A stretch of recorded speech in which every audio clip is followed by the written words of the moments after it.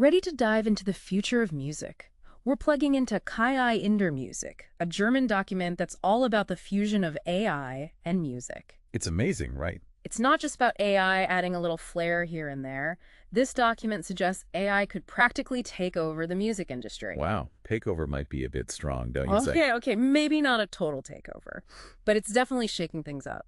We're talking about AI composing entire scores, software mixing and mastering tracks, even virtual pop stars hitting the stage. It really makes you wonder how we got here, you know? Yeah. The document actually mentions that it wasn't until 1951 that we even had the first digitally played music. It's crazy how fast things are changing. In just over 70 years, we've gone from those first digital beeps and boops to AI composing symphonies. It's unbelievable. So before we get too far ahead of ourselves, let's rewind a bit. The document breaks down the AI music scene into three main acts: composing, producing, and performing. It's a great way to organize it, for sure. And what's wild is that AI isn't just lending a helping hand in these areas anymore. It's basically running the show. Well, maybe not running the show quite yet. Okay, maybe not quite yet, but it's getting there. I see what you mean. Take AIVA, for example, this AI composer that the document highlights. It's not just copying the greats. AIVA is actually creating original music from scratch. Yeah, and what I find so fascinating about AIVA is that you can actually give it some direction. You can be like, hey, AIVA, I want something upbeat and folky, and it'll actually compose something in that style. It's like having a composer on demand. Exactly.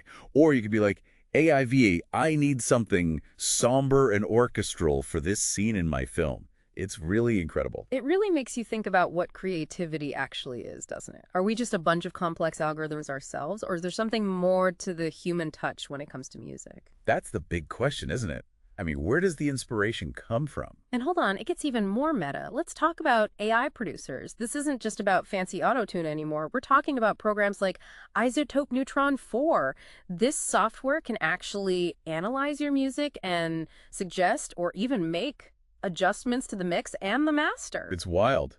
It's like having a ghost producer in the booth with you. For those who might not be familiar with all the technical terms, mastering is basically prepping your music to be released into the world. Right. It's about getting the volume right, making sure the different frequencies are balanced. It's a process that usually requires a trained audio engineer, but now AI is stepping in and making it something anyone can do. That's really one of the biggest impacts of AI in music.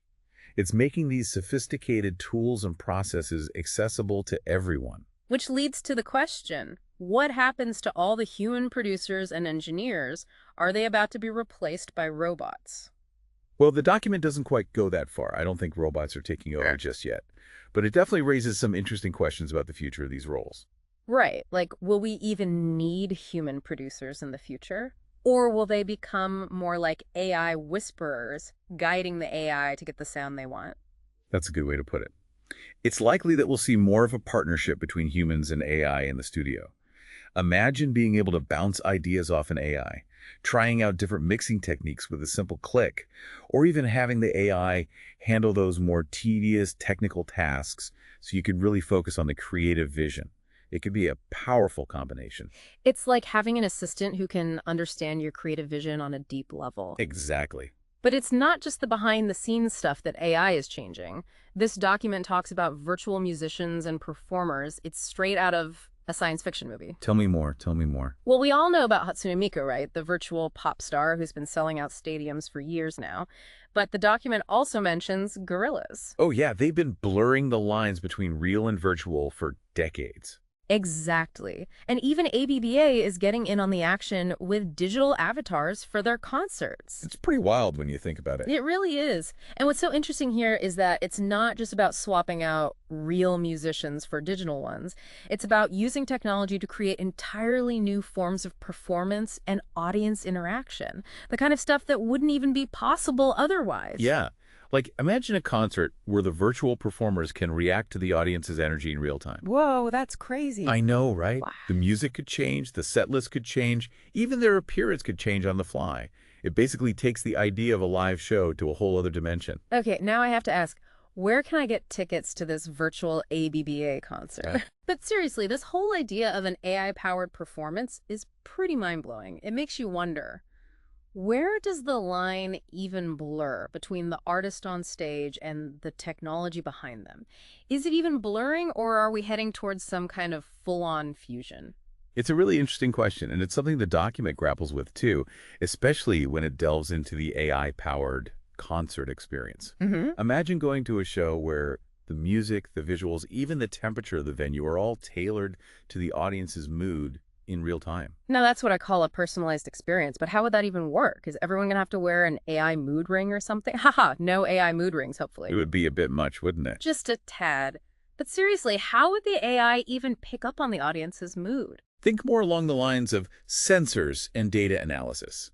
Like AI could track the crowd's movements, noise levels, even social media buzz about the concert, all in real time. So the AI is like this invisible conductor, adjusting the entire vibe of the concert based on what it's sensing from the crowd? Exactly. It's like taking crowd surfing to a whole new level. Wow. So it wouldn't just be about amping up the energy. This personalized approach could create a totally different concert experience every time. Absolutely. Imagine a concert where the music seamlessly flows from one genre to the next based on what the audience seems to be feeling, or visuals that morph and change in sync with the music and the mood.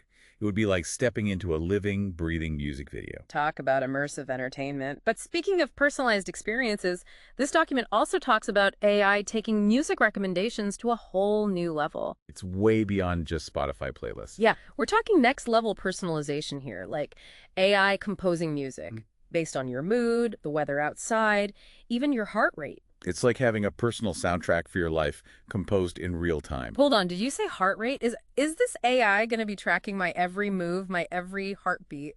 It's not so much about tracking as it is about factoring in biofeedback if you choose to share that data.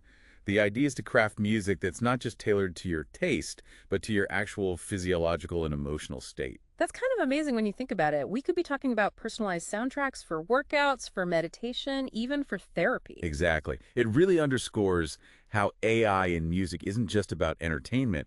It's about pushing the boundaries of how music can heal and impact our lives on a deeper level. And that brings us to a really important point: accessibility. This document highlights how AI can break down barriers for people who might not otherwise have access to the full musical experience. It's one of the most exciting prospects of this technology. Right. For example, imagine AI-powered software that can transcribe and translate lyrics in real time, making music more inclusive for people with hearing impairments. It's like opening a whole new world of musical connection. But with all this talk about AI's potential, we can't shy away from the ethical questions it raises. And this document doesn't either. Yeah, and one of the biggest questions revolves around the nature of creativity itself. Can AI really be creative?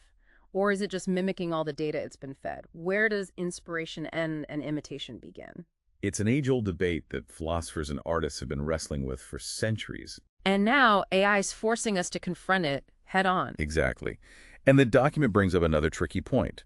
If an AI creates a song that becomes a smash hit, who actually owns it? Who gets the royalties? Right. Is it the programmer who created the AI? The user who input the prompts? Does the AI itself have any claim to ownership? The document points out that, legally speaking, it's a total gray area right now. These are billion-dollar questions that will likely be battled out in courtrooms for years to come. And the legal questions are just one part of it. There are broader societal issues too, like access and control.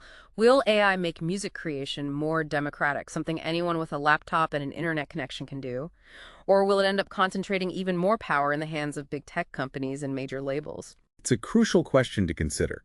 The decisions we make now about how this technology is developed and used will have huge ripple effects for years to come. Absolutely. Because with AI in music, we're not just talking about changing the way music is made. We're talking about potentially changing how we define creativity, ownership, even what it means to be human. It's a lot to unpack, right? It really is. It's like AI is holding up a mirror to our own creative processes, making us question what makes us unique as musicians, as artists, as human beings. I like that, holding up a mirror. And I think it speaks to the power of AI. It doesn't just change how we do things. It has the potential to change how we think about things. Exactly. So as much as AI might change music, music might just change us right back. And what happens if AI gets so good at making music that it's like better than anything humans can create? What then? That's the billion-dollar question, isn't it? And the document actually explores both sides of that. Oh, really? Yeah. Some people think it could usher in a whole new golden age for music. Like, maybe AI will unlock creative possibilities we haven't even dreamed A of. musical renaissance? Right. But then there are those who worry it could lead to this. Like, homogenization of music. Everything will start sounding the same. Exactly. Like AI just churning out generic hits based on algorithms and data. So it's like, are we going to get AI Mozart or a million AI elevator music generators? Uh-huh. That's a good way to put it. But it all boils down to that human element, doesn't it? I mean, we can have an AI chef who can whip up a perfect replica of any dish, but it's that chef who experiments, who takes risks, who infuses their own creativity, who truly pushes culinary boundaries. That's a great analogy. And it's that same spark of human ingenuity that elevates music from good to extraordinary. We might not always be able to explain it, but we know it when we hear it. It's like magic. And that's why these conversations are so important, especially now with AI advancing so rapidly. We have to be aware of the potential downsides, but we also have to be open to the mind-blowing possibilities. Absolutely. Because AI isn't just some futuristic fantasy anymore. It's here, it's evolving, and it's already changing the musical landscape. This whole deep dive has been a real eye-opener. We've covered everything from AI composers topping the charts to personalized concerts that cater to your every mood to AI making music more accessible for everyone. So a lot to take in. It really is. So, as we wrap things up, what would you say is the biggest takeaway from all of this? What's the one thing you really want our listeners to ponder as they continue to explore the world of music? That's a good question. I think the most important thing to remember is that this isn't about some battle between humans and machines. It's not us versus them. Right, it's about finding ways for humans and AI to work together. Exactly. AI has the potential to be an incredible tool, a partner in creativity, a way to break down barriers, a force for positive change in music. Beautifully said. It sounds like the future of music is full of possibility. It definitely is. I want to thank you for joining me on this incredible journey into the world of AI and music. It's been enlightening. And for our listeners, if you want to learn more about this fascinating intersection of technology and art, I highly encourage you to check out the document that inspired this entire conversation, KI in der Musik. It's a great read. As you continue to explore the ever-changing world of music, keep this in mind. What if AI isn't just changing the tune? What if it's composing a whole new symphony? And what role will you play in that grand orchestra? Now that's something to think about. Until next time.